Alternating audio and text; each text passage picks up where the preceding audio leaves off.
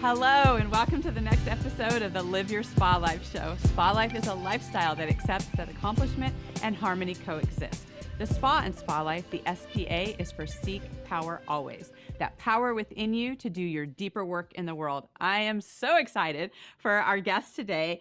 Jesse T is a speaker, author, podcast host, and I have to give a shout out. He is now streaming in 12 U.S. cities. Hell yeah, way to go. Yes, very cool. And you are the founder of 46 and 2 Wealth Partners. You are a self-described, now I love this, human optimization nerd, and focuses on wellness and abundance in his fitness, businesses, spirituality, mindset, and relationships. Jesse, welcome to the show. Woo! I could not have said that better myself. Thank you so much. Pleasure to be here. This is so awesome. I love what you're up to. I love that your podcast is around, secrets to success, and that you're really just diving into what's going on. So I want to start with your podcast because that's kind of how you and I connected and started talking about, what we're up to. How are you using your podcast as a platform for spiritual evolution? Oh my goodness. Wow.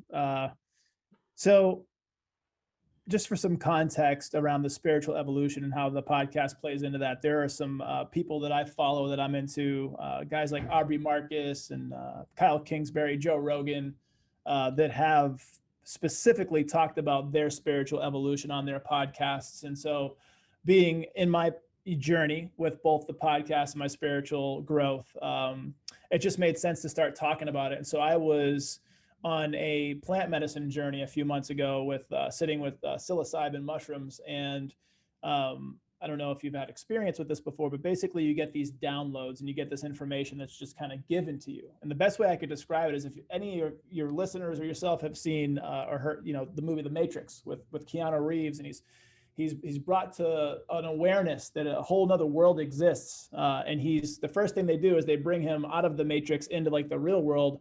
And Morpheus, because it's a cool scene, but Morpheus, his leader, his teacher, shows him Kung Fu, teaches him Kung Fu.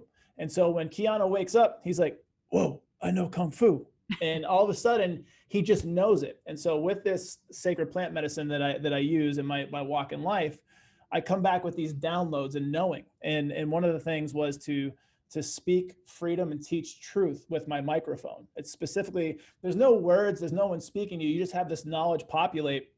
When I came back from that, I said, you know what? I need to speak about my spiritual journey and the tools that I use along this path, because I know that it will land with someone else on the other side. Yeah, I love this so much because, people spend a lot of time in their life, accumulating knowledge, right? You can go to all the classes, do everything that's going on out there, but are you really accessing your inner knowing? Like, are you really distilling that, discerning that, seeing what that is for you? And when you go about consciously creating your life, you have a lot of healthy habits. You have a lot of things that you do. And I'd love for you to share some of your favorite ones. Oh my goodness. I'm into other protocols outside of, sacred plant medicines. I do a lot of work with cold therapy. It started off with a Wim Hof shower challenge a couple of years ago, where you take a cold shower for 20 seconds, every day increase it by 10 seconds. And that's led to me taking full-blown cold showers and jumping in freezing cold bodies of water recently. So it's definitely something that I look forward to, which sounds strange, but it helps so much. Now, what about cryo? How does cryo fit into that? I haven't gotten cryo yet. My wife got me a Christmas gift for going to a local place that's brand new. So I haven't gone there yet, but that is definitely on the list. But that's benefits, fun. The benefits you get from it, from a mental standpoint, from a physiological standpoint. So the cold plunges, I do a lot of breath work, holotropic breath work that helps me reach altered states of consciousness. I've had some profound insights there. I do intermittent fasting, which has completely changed energy levels. It's changed my health. It's done all these beautiful things. So I'm into a ton of stuff. Biohacking, I guess, is what I would call it. Yeah.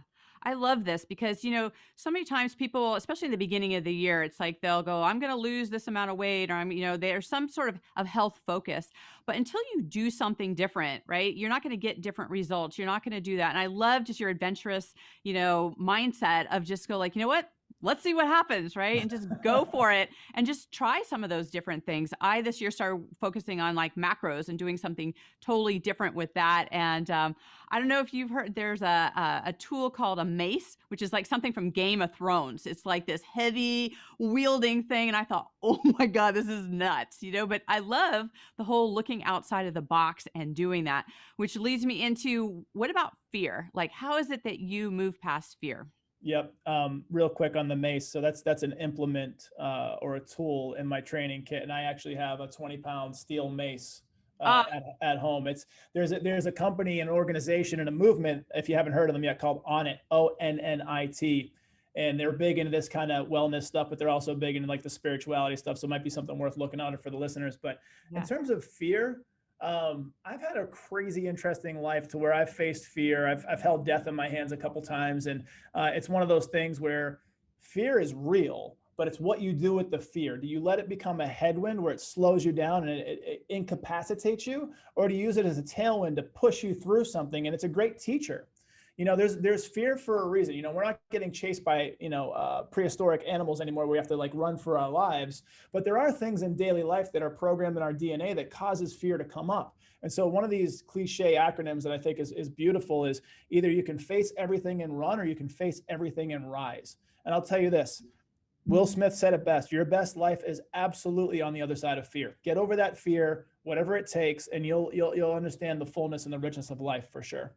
Yes. Oh, I love this so much. When I worked undercover, I was faced with a lot of different fear type things. And one of the things I noticed about fear was that when you literally just ran towards fear, because as a police officer, that's what you did, Yep. it actually started shrinking. It's like the fear that had you almost not start in the first place. When you got there, it was never as bad as you thought. And it got bad. There was bad situations, but when you're on the other side of it, you can always look back and go, I beat that thing, or I got past something, or I got stronger from something, or something happened. So I love you're just kind of running towards it type attitude, because if you just stick in the energy of fear, you'll never move past it. Like it'll never be, that thing that you move cross in it. And you've got some great tools that you use around fear. Tell me about this memento mori.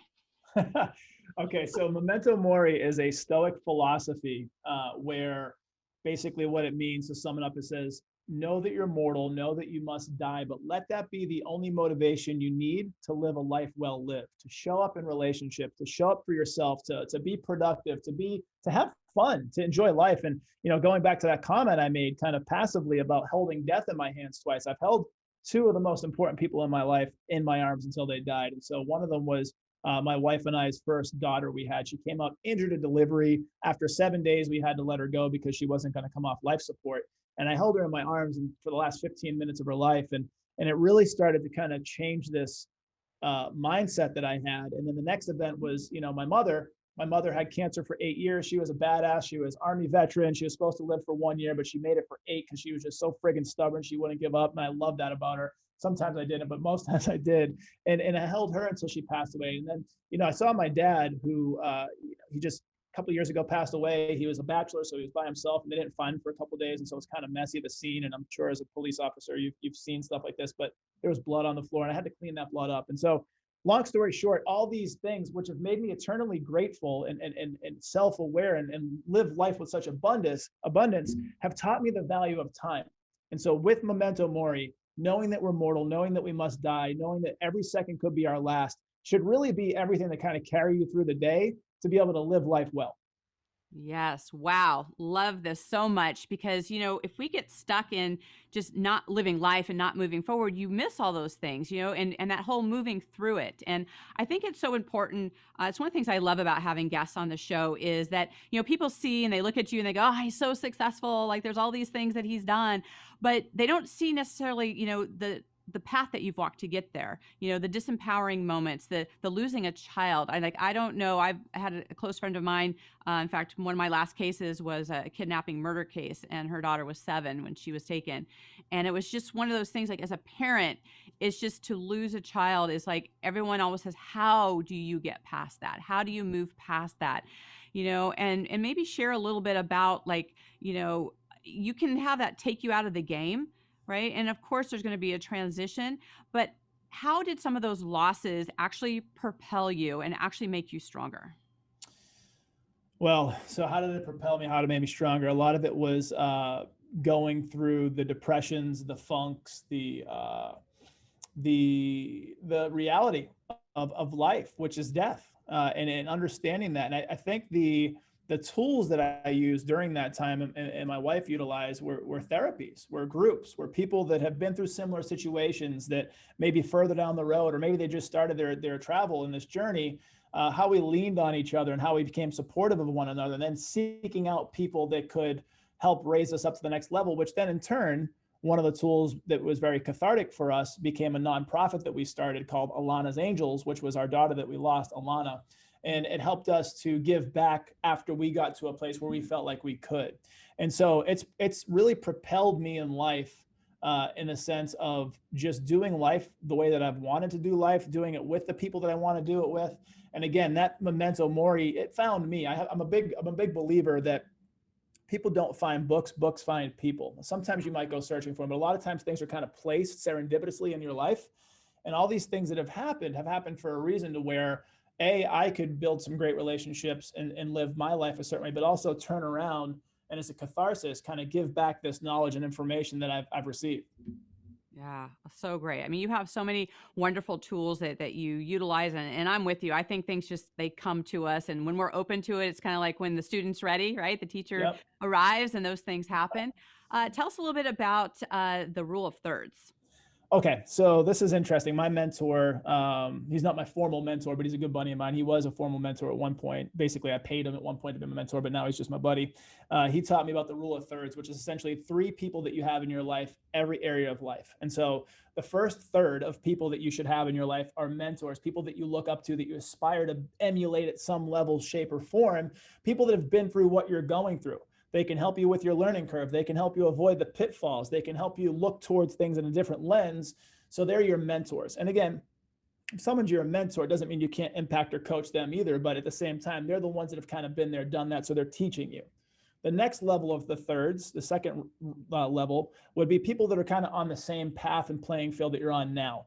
People that you're doing life with. If it's someone who just started a podcast and you're just starting a podcast, you could compare notes, trade notes. You can kind of do seasons of life together and kind of have your battle buddy, so to speak, next to you to kind of weather those storms. And then the next third would be the people that are kind of on the up and coming, that you can take all this knowledge and transfer it. And you can pass it from the first upper level, the level you're on, and give it back to those that are looking to aspire to do what you're doing. And so you've kind of completed that circle of knowledge and how to do life. I so appreciate that. And I think once you really get something, when not only just getting it from someone else, but when you're actually implementing and you're doing, and then you get to teach it, and then it's integrated and it's part of you. And I think that is such an important thing. I love that. I love that breakdown of into the thirds. And, part of that learning process is this constant recalibration and refinement. And you talk about that, so many times we look at like, well, this is just the way it is. This is how I am. And when you get into those rigid ways, that's where I think you can get into a little bit of trouble, where, you can kind of, what kind of level of risk are you taking, and what kind of tweaks that you're making along the way. What are some of the things that you've kind of been along your path and you've just had to tweak it? I think the mindset piece that I kind of operate with when it comes to either being rigid or being fluid, it goes back to Bruce Lee when he was talking about, be like water. It's one of his famous quotes and speeches. And the guy was like a hell of a philosopher for one of the most badass human beings, to walk the earth. He had a beautiful mind and a very transcendent mind, to where he's still empowering people today, decades after he's been gone. But he talks about water, and water is the most powerful force on earth, pretty much. When you think about oceans, and, I was in the military and I used to be on an aircraft carrier, and it's the size of a small city. And like that thing would bob around like a dinghy in the ocean when the ocean wanted it to. So you could have the power of that, or you could be like water and be completely fluid and match the environment that you're in. And so I think that having that kind of flexibility, and the number one, it comes down to self-awareness and honesty. Like, where are you? What do you need? Who can you find it from? Having that humble attitude to be a student first, so that you can, teach in the future. I think just being malleable and not being stuck to an ideal. If someone comes at you with better information and can really, blow your hair back and say, this is a better way to do something, be open to receive it. And don't be so romantic about an idea that you can't move on. Yes, I love that. And speaking of environments, one of the things I love asking my guests is about their environments. Like we live life differently in the bedroom versus the kitchen versus our office. And for those who might be listening and not watching on the podcast, I love this picture you have behind you of a goldfish underwater with a shark fin over the top, talking about mindset. Yep.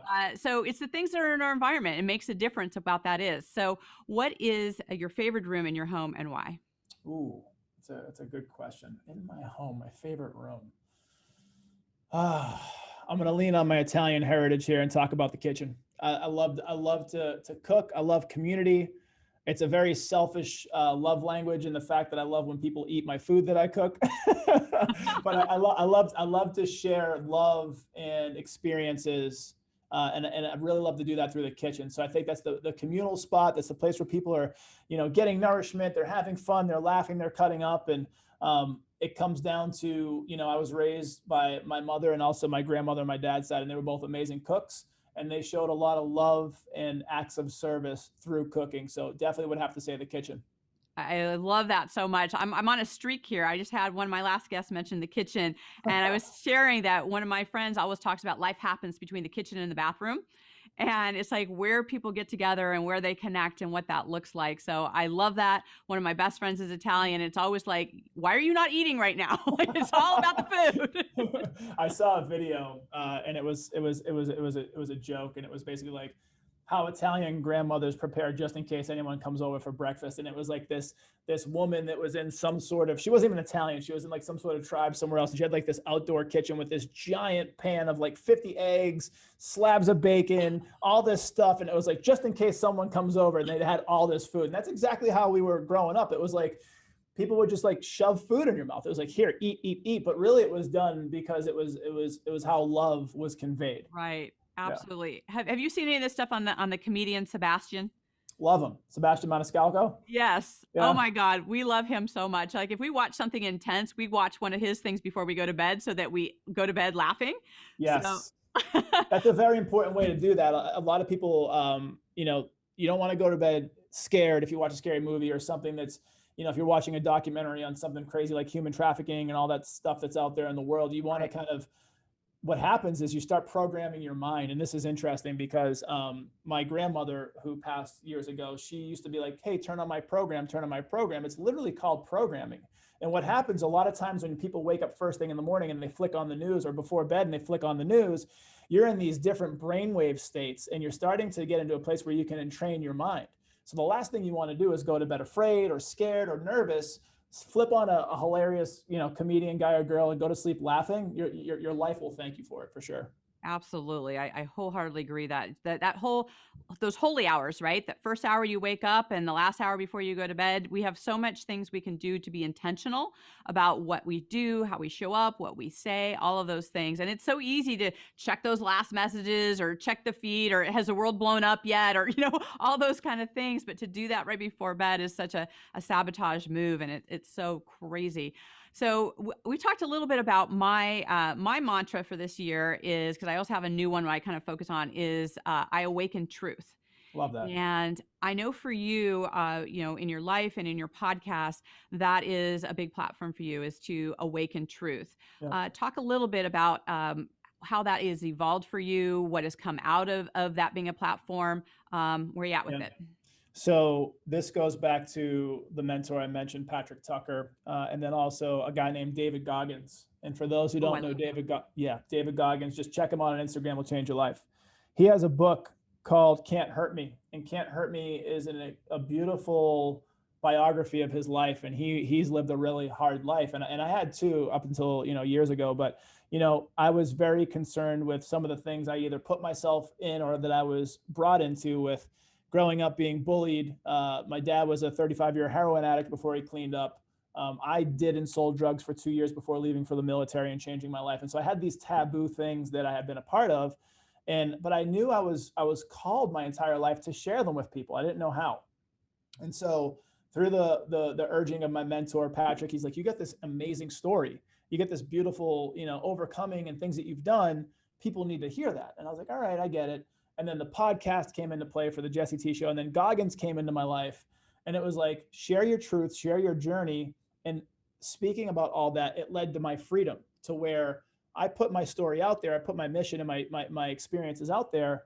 And Diane, the beautiful thing it's done for me is it's plugged me into some of my best friends to this day. Like people that connect with me and I do life with, is because of the story and the mission and the journey and the vision. And if I was afraid to hold back that taboo thing that I talk about, who knows where I would be. So I think the biggest thing is sharing your truth and your story and putting it all out there is one of the most liberating and empowering things you can do.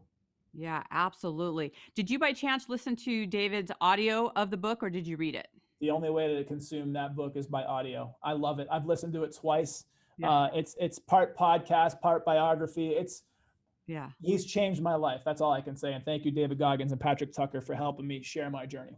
Absolutely. He really had me look at audiobooks in a way different way, because one of the things I love so much about it is that somebody read it, but then there was, like you said, it was like a podcast. There was like an interview after each chapter that he gave kind of the deeper dive of what was happening and how we can look at that. And, sometimes you can just look at the outside and go, how's a kid survive some of those things? And how do you put yourself through such rigor like he did and have the grit that you have to move through things? And it's like, if you just listen to that book alone, you can get the mindset where you can literally do anything that you decide to do. And on so many different levels, from health to strength to just everything. Yep. So that is such a great example and a great book, around that. So I think it's pretty amazing. Life changer. It literally changed my life. And I'm very thankful for it. There's 10 steps in that book on how to callous your mind and how to free yourself. And when I don't know if you've ever seen this movie 8 Mile years ago. It was with Eminem. Was basically a biography of his journey, and throughout the whole movie he's getting crushed in terms of his rap career that's just starting out. He's getting decimated, he's getting physically beat up, getting jumped, and then by the end of the movie he just says, screw it, what do I got to lose? And he's like, I am poor. My mom's, a hooker. I live in a trailer park, all this stuff. And the guy that he's rap battling has nothing that he can say to him. Literally took every word out of his mouth. And then you know what he does? He goes on the offensive, and then he's able to win the first rap battle and change his life. And ever since I came out and did that with my rap battle, so to speak, and put my words out to the world, it's completely freed me and changed my life. I could not implore it anymore. And it's part to do to that book. So those who haven't heard David Goggins, listen to that book, Can't Hurt Me. If you're looking to change your mindset, if you're looking to do something and accomplish something, there's 10 steps in that book. It'll show you exactly how to do it. Yeah, it's so great. And I love this conversation around just sharing your truth and standing in your truth and to be in that, and I think so many times people will be listening to the show and they're like, well, that's great for them, right? But what I got going on, the self-talk that might be happening, I don't know how to get past things, and just the soul crushing things that can happen when we look at the things that we have going in our life. And I think about, all the different things that could have stopped me along the way, whether it was being a single parent, being the only, woman on the police department, starting a business. I mean, even now it's like, here I am, 5 years into my podcast. Every time you hit that start, it's like, what is anyone going to listen? Is this, what's it going to be like? It's that whole feeling the fear and doing it anyway, those things that we just kind of push the envelope to keep doing. What about for you, Jesse? What's the next envelope that you're pushing right now? Ooh, there's a few. So I'll start with the easier stuff first. So I have a book right now. It's pushing the envelope for me in terms of time, in terms of managing and being in a space to create and let it kind of happen. And then that book's also going to become an audiobook, also inspired by Goggins, but also another guy, Aubrey Marcus, that I follow. And just being able to put my voice to the book, I think is going to be super important. And the book's called Happy Wealth, basically how to become wealthy happily, because a lot of people lose happiness along the way chasing riches. And it's also, 10 practical steps. If you do these financial planning steps, you'll build wealth. But the behavior, the mindset, the idea behind how you do all that. So I think that's the first thing. The next thing I'm doing to push the envelope is my path with sacred plant medicines. And so I am, if you could take Indiana Jones and mix them with Dr. Strange, that's probably where I operate when it comes to this. And so basically there are these medicines, these tools that are actually being used in therapeutic settings now. John Hopkins did a study recently that psilocybin mushrooms are 4 times more effective than antidepressants for depression. So there's these unbelievable resurgence of these medicines around the world, and where it's taking me all along this journey. And this last year, I've been experimenting with it. I do it once a quarter. It's very intentional. It's ceremonial. There's a lot that goes into it. It's taking me to Peru in March, and so in March, I'm going to go to Peru with a group of ex-military, successful business owners that are spiritual and they want to do life well. And we're going to go to Peru for about 10 days. We're going to sit with San Pedro. What San Pedro is the masculine. It's a cactus. It's a cactus that's distilled down into a tea. What it does, it's heart opening. It's grounding. It's you feel massive purpose. So you kind of get some information there. And then the flip side of the masculine, which we all have a masculine and feminine energy. The flip side is ayahuasca, and ayahuasca is the trippy, the third eye. You get spiritual contact, all this different stuff. So I'll be on that journey coming up in March, and that's another way that I'm pushing the envelope. Nice. I love it. So I know that our listeners are going to want to stay in contact with you. How can they do that? The best way is through social media. They can find me on Instagram at Jesse_T, which is TEE. So at Jesse_T. You can find me, on the podcast, The Jesse T Show. And then also I do a lot of stuff on LinkedIn, and it's just my name, Jesse, Jesse. Last name is Todisco, just how it sounds, Todisco. Nice. Well, and I'd love for you to have any final thoughts for our audience, as well as how are you being a force for good in the world? Ooh. Speaking and sharing that truth, number one, would be the first thing I could think of. Another download or intention that I set before. I do some men's work as well. This kind of ties into that, where we're kind of liberating men to be able to, be savage monks, to be purposeful with their bodies and with their souls and with their minds and with their hearts, but also, if they want to cry, go cry, but just showing up in the world better. And so I think that I've been called to experience certain things and be a part of certain things so that I could walk with different people in the world. And so just showing up for people, showing up for myself first and foremost, because I wasn't doing that for most of my life. And then just being and receiving love. That's the hippie side of it, right? Just to be more love and to receive more love in the world and just have a hell of a time.